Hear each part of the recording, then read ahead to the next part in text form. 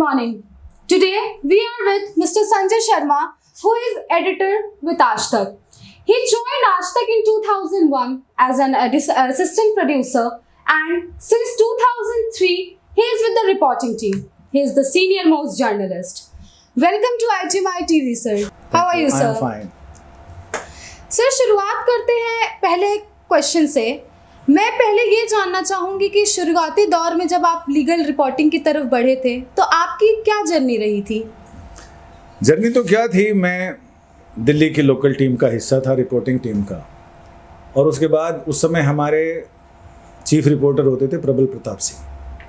उन्होंने मुझे बोला कि संजय जी, आपकी जैसी पर्सनालिटी और जो सोच है उसके मुताबिक आपको इंटेलेक्चुअल बीट्स करनी चाहिए, तो इसमें आप लीगल बीट संभालो.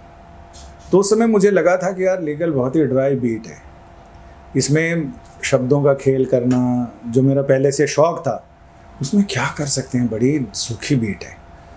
तो मैंने कहा कि अरे सर कहाँ आपने मुझे लीगल में फंसा दिया. उन्होंने कहा अरे पंडित जी एक काम करिए, आप 6 महीना करो, मुझे लगता है कि आपको मज़ा आएगा.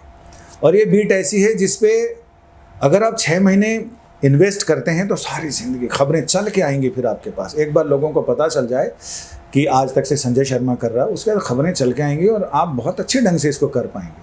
शुरू में आप करिए, अगर नहीं मन लगेगा तो मैं फिर बीट बदल दूंगा. फिर मैं अंदर घुस गया चक्रव्यूह में और उसके बाद मुझे भी रस आने लग गया इसमें. फिर मुझे लगा कि ये चैलेंज अच्छा है कि नीरस बीट में रस कैसे पैदा किया जाए. तो धीरे धीरे मुझे चैलेंज मैंने एक्सेप्ट किया.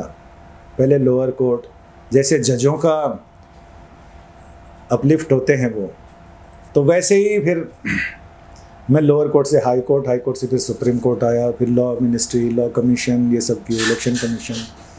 तो मुझे लगा कि ये इंटरेस्टिंग फील्ड है और ये आपके ऊपर है कि खाने और पीने में लोग नमक और चीनी स्वादानुसार डालते हैं, तो आप उसमें रस कितना डाल सकते हैं ताकि आपका जो व्यूअर है या आपका रीडर है उसको उबकाई ना आए या उसको अपच ना हो.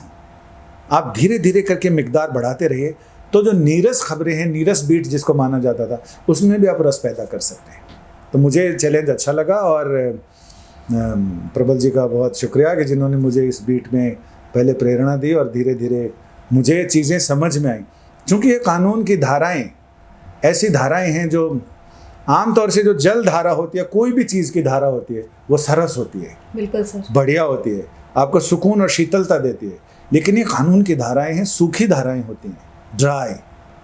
इसमें आपको रस पैदा करना होता है अपने शब्दों से, अपनी सोच से. और वो आम जनता को उससे कोई बहुत लेना देना नहीं होता कानून की पेचीदगियों से, लेकिन आप उसको जब सरल भाषा में समझाते हैं जी सर, तो वो मतलब आपकी रिपोर्टिंग का भी अग्नि परीक्षा होती है जो रोज़ हमें देनी होती है कि हर चीज़ें पहले हम खुद समझ लें, फिर उसको सरल भाषा में लोगों को कैसे समझाएं ताकि लोगों को समझ में आए. वो पेचीदगियाँ, उसको जो कानूनी उलझने हैं उसको थोड़ा सुलझा कर आप बताते हैं. तो आपके सामने भी चैलेंज होता है और ये चैलेंज हम रोज़ फेस करते हैं. और मुझे खुशी होती है कि हम दर्शकों को आसान भाषा में चीज़ों, कोर्ट के अंदर की कार्रवाइयों को और कोर्ट के अंदर की बातों को समझाने की कोशिश करते हैं. सर इसी आंसर के आगे मेरा दूसरा क्वेश्चन रहेगा कि शुरुआती दौर में जब आप रिपोर्टिंग करते हैं या जर्नलिज्म के फील्ड में जाते हैं, जो बच्चे बहुत नर्वसनेस भी का सामना भी करते हैं, बहुत कुछ ऐसा होता है जो बच्चे स्टार्टिंग में नहीं समझ पाते हैं. ऐसे क्या चैलेंजेस थे जब आप रिपोर्टिंग आपने स्टार्ट की थी और अभी भी वो चैलेंजेस का सामना आपको करना पड़ता है? वो चैलेंज तो अभी भी है, क्योंकि अधिकतर लोग कोर्ट रिपोर्टिंग में जाते हैं तो उनको कानून की अच्छी खासी जानकारी होती है. पहले तो ये शर्त थी कि कोर्ट रिपोर्टिंग वही करेगा जिसने LLB कर रखी हो. जी. प्रिंट में जब मैं जनसत्ता में था तो हमारे जो कोर्ट रिपोर्टर थे वो LLB पास थे, तो उनको सारी चीज़ें समझ में आती हैं. अभी भी सुप्रीम कोर्ट में जितने रिपोर्टर हैं उसमें से कोई एक आधे ही हैं मेरे जैसे जिन्होंने LLB नहीं कर रखी है. तो मुझे कानून की पेचीदगियाँ वैसे नहीं समझ में आती जैसे LLB वालों को आती हैं. जी. उनके लिए कानून की धाराएं परिचित की तरह, मेरे लिए अजनबी की तरह. मुझे उन अजनबियों से राब्ता करना पड़ता है, उनसे बातचीत करनी पड़ती है, उनको समझने की पहचानने की कोशिश करनी पड़ती है। तो मेरे लिए वरदान भी है, क्योंकि मैं कानून के फील्ड में लेमैन, मुझे नहीं पता कि 342 और 346 और धारा 302 उसका क्या परिभाषा है। अब तो समझ में आ रही है चीज़ें, शुरू में मुझे बिल्कुल समझ में नहीं आ, अभी भी बहुत सारी नई चीज़ें सामने आती हैं, मैं टोटली ब्लैंक रहता हूँ। फिर मैं सीनियर एडवोकेट से पूछता हूँ कि ये क्या है, कैसे है, फिर मुझे चीज़ें समझ में आती हैं। तो मैं, चूँकि मैं लेमैन की तरह समझता हूँ उन कानूनी पेचीदगियों को, तो मैं लेमैन की तरह उनको, अपने दर्शकों को समझा भी देता हूँ। तो मेरी बात उनको ज़्यादा समझ में इसलिए आती है, मुझे फीडबैक भी लोग देते हैं कि आप जो समझाते हैं ना बाकी लोगों से अलग होता है। तो बाकी लोग कानून को समझने के बाद वो सोचते हैं ये तो सबको पता होगा, लेकिन मुझे पता है कि जब ये मुझे नहीं पता तो मेरे बहुत सारे दर्शकों को, पाठकों को पता नहीं होगा।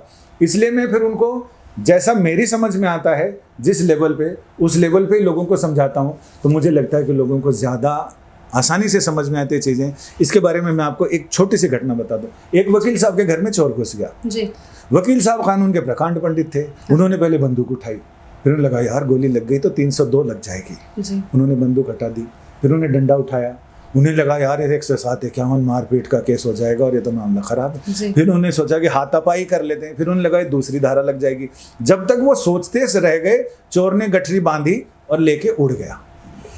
तो ज़्यादा समझदार आदमी के साथ ये मुश्किल हो जाती है। तो मेरे ऊपर, मतलब मुझे लगता है कि आई एम ब्लेस्ड कि मैं बहुत ज़्यादा समझदार नहीं हूँ। तो जितनी समझ है उतने में मैं लोगों को समझाने में कामयाब हो जाता हूँ।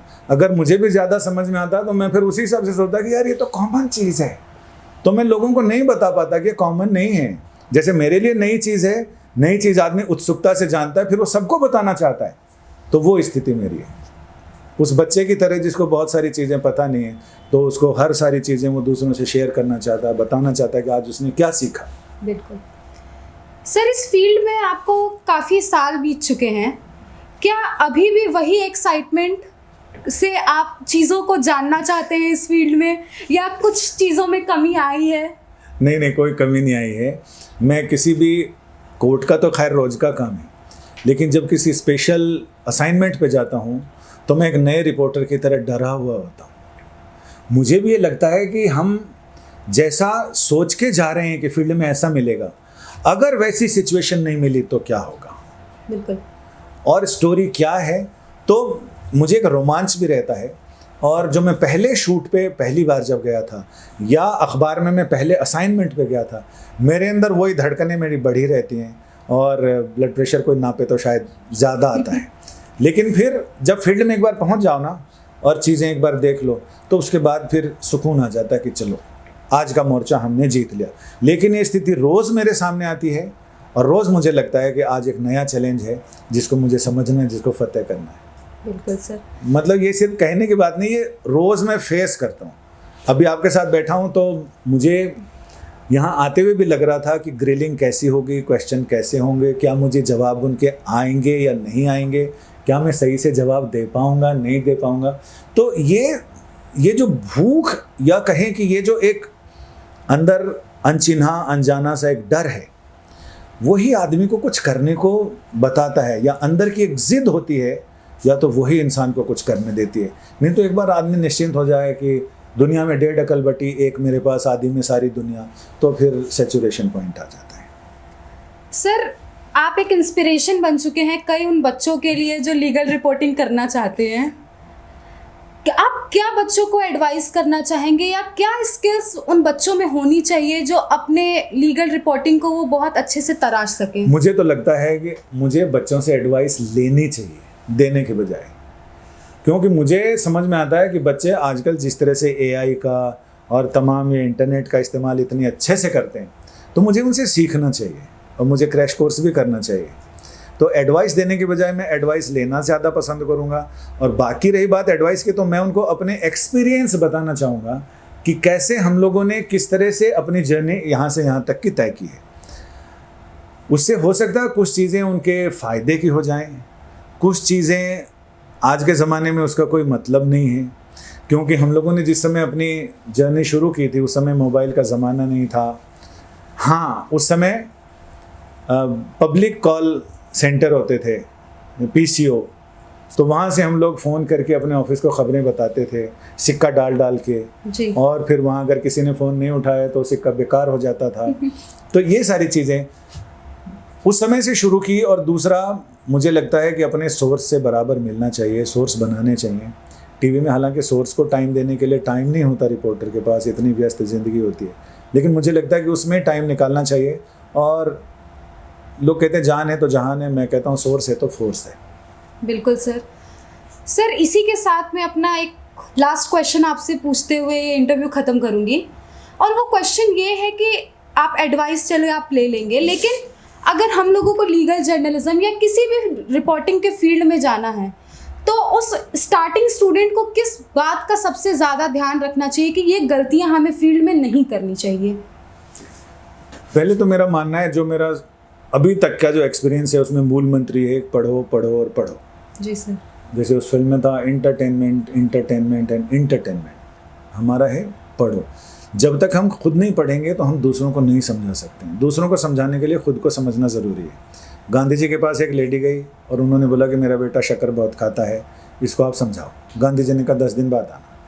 फिर 10 दिन बाद उन्होंने कहा बेटा शक्कर नहीं खानी चाहिए, बहुत नुकसानदेह होती है ऐसा। तो उस महिला ने पूछा कि बापू आप यही चीज़ उस दिन भी तो बोल सकते थे। तो उन्होंने कहा कि उस समय मैं शक्कर खाता था, मैंने 10 दिन में खुद से छोड़ के और ये देखा है, तो मुझे भी काफ़ी चीज़ें बदलाव महसूस हुआ अपने अंदर, इसलिए मैंने इसको बोलने का मोरल मुझे हासिल हुआ है। तो मुझे लगता है कि जब तक हम खुद किसी चीज़ को नहीं समझेंगे तो हम दूसरों को कैसे समझाएंगे। हम अपने आप ही कन्फ्यूज़ हैं तो हम दूसरों को कैसे उनका कन्फ्यूज़न दूर करेंगे। तो इसके लिए पढ़ाई ज़रूरी है। और दूसरा, हम जिस भी सब्जेक्ट पे रिपोर्ट करने जाते हैं उसकी बेसिक्स हमें पता होनी चाहिए, उसकी शब्दावली हमें पता होनी चाहिए, उसका जो बुनियादी चीज़ें हैं वो हमें पता होनी चाहिए। अगर हमें पता नहीं है तो हम ऐसी सिली मिस्टेक्स कर जाएंगे जिस पर आज का ज़माना, हमने जब करियर शुरू किया था तब से अभी बहुत ज़बरदस्त है, क्योंकि अब टीवी के स्क्रीन से ज़्यादा लोग मोबाइल पे आपको जज करते हैं और देखते हैं। तो हमारी कामयाबी और नाकामी, हमारी विषय को समझने की क्षमता और हमारी बेवकूफ़ियाँ वो तुरंत पूरी दुनिया तक पहुँच जाती हैं और फिर लोग उसी बेबाकी से उस पर कमेंट भी करते हैं। तो मुझे लगता है कि उसमें अपने सब्जेक्ट की जानकारी होनी चाहिए और उस पर अगर हमारे पास महारत हासिल हो, जिसको पारंगत कहते हैं, इस पार से उस पार, गॉन थ्रू, वो अगर हमारे पास हो तो कोई मतलब वो बहुत सोने में सुगंध जैसी चीज़ होती है।